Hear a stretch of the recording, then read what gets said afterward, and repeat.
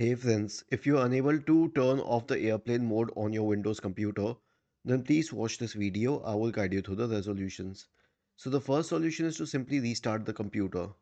Right click on the start button, select shutdown or sign out and then select restart. This should help in many cases, but if it does not, then we will have to perform an SFC scan. Search for command prompt in the Windows search bar. Click on run as administrator. Type the command sfc space forward slash scan now and hit enter to invoke the sfc scan. And the last solution is a clean boot, so search for system configuration in the Windows search bar. Go to system configuration, go to the services tab, check the box associated with hide all Microsoft services. If any of the services checked, click on disable all, apply OK, and then restart your computer. Was this helpful?